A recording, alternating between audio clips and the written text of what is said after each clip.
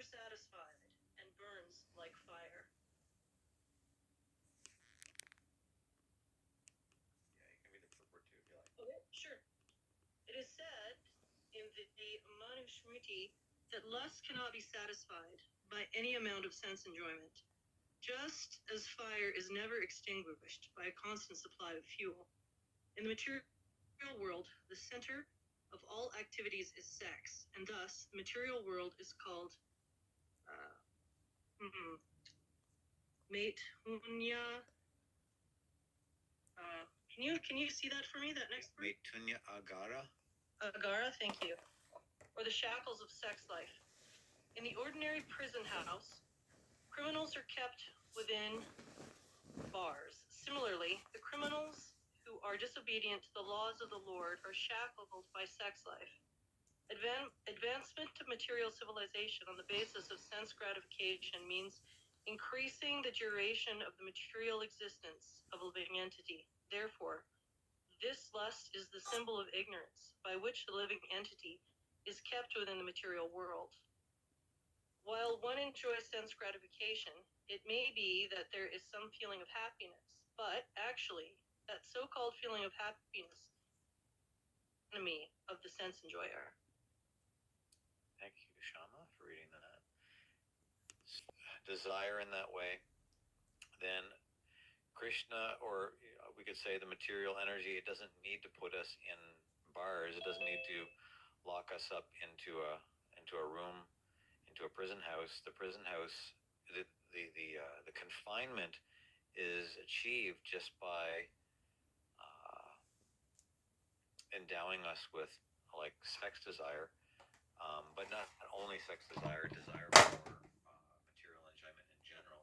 So that desire is actually the shackles, and that lust is actually the shackles of our material life, which is really pretty far out. It's just so sophisticated that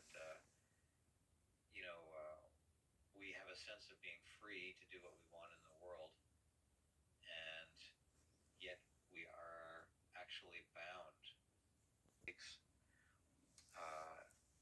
It basically increases our duration of life within the material world, and that's a very, sophisticated program, right? That's like very, very sophisticated way to kind of come in here unknowingly. Here is a little indication of where we can feel the change, you could say, right here. While one enjoys sense gratification, it may be that there is some feeling of happiness, but actually that so-called feeling of happiness is the ultimate enemy of the sense enjoyer. This sentence has always stuck out to me for some reason. Like, I just find that to be very, eye-opening information.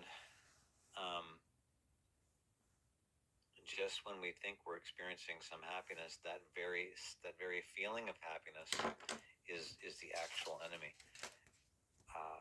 We might be able to think about where we experience this in our life. Like, I guess some examples are more obvious than others, but like if I, for example, maybe I get really angry at somebody and I just get this desire. I don't know if that ever happens to anybody else, but sometimes, you might have some interaction with somebody and it's unresolved in our mind, and so we're thinking about what I'm going to say when I see this person, and this kind of scenario can spin around in the mind, and so then you have an encounter with somebody. Maybe it's somebody that I'm angry with, or and so then I experience some kind of happiness and like venting my anger or venting my frustration, and then it might be the case that after such a scenario has happened, there might be some sense of lamentation that takes place inside, right? And so, but in the moment, I'm thinking, this is exactly what I want to do. This is exactly what I want to say. I'm doing a very good job at this. And then later on,